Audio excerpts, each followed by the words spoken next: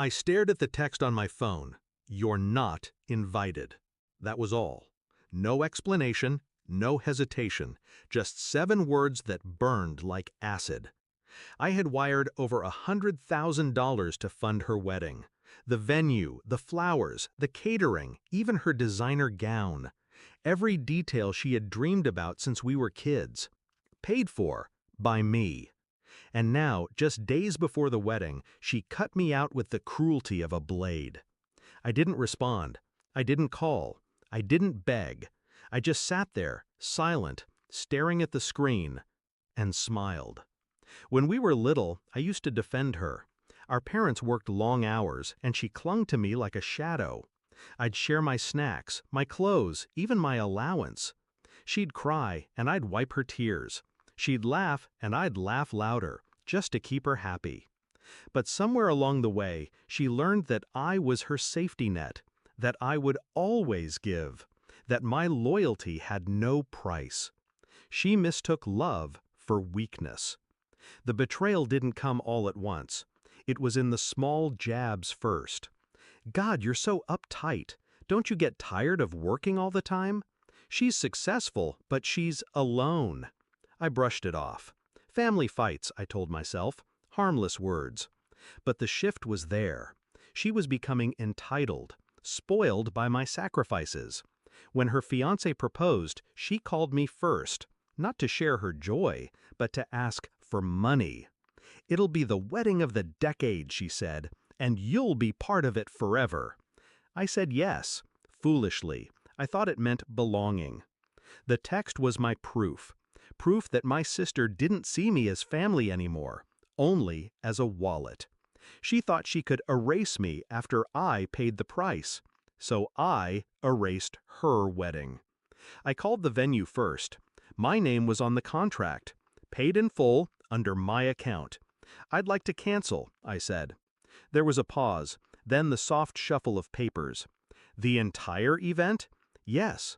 I called the florist next, the caterer, the band, the photographer.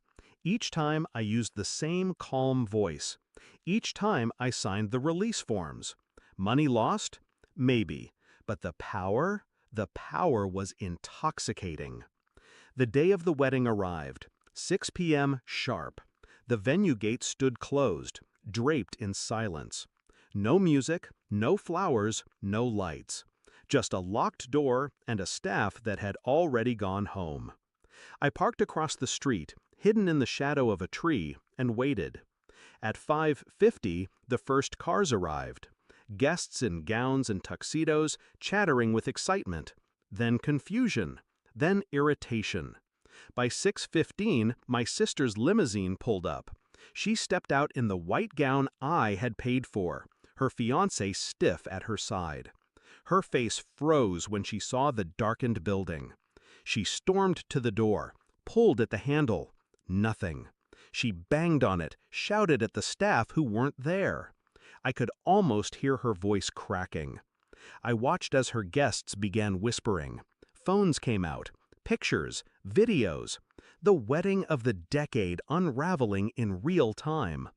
By 6:30, she was in tears.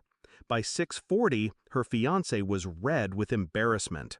By 6:45, their perfect night had turned into public humiliation.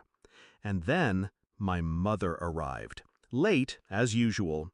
She looked around, bewildered, until she saw me leaning against my car. "Why is everything locked?" she demanded. "Ask her," I said, nodding toward my sister. My sister spun around, eyes wild. "You canceled it, didn't you? You evil, selfish!" Her voice broke. She couldn't even finish the sentence. My mother's face hardened. "Who owns this place?" I smiled. Calm, cold, final. "I do." The silence that followed was louder than any scream. My sister's face drained of color. My mother's lips parted in shock. My brother-in-law looked at me like he'd just realized he married into the wrong family. For once, I didn't explain myself. I didn't justify. I didn't apologize. I just walked away. left them in the ashes of a dream they built on my generosity and destroyed with their greed. That night, I poured myself a glass of wine and sat by the window, watching the city lights flicker. Revenge didn't heal me. It didn't erase the betrayal, but it gave me something better: clarity. I finally understood I wasn't family to them. I was convenience. And convenience, when it stops giving, is disposable. So I disposed of them first. And as I closed my eyes, I realized something. I didn't lose a sister. I lost a parasite.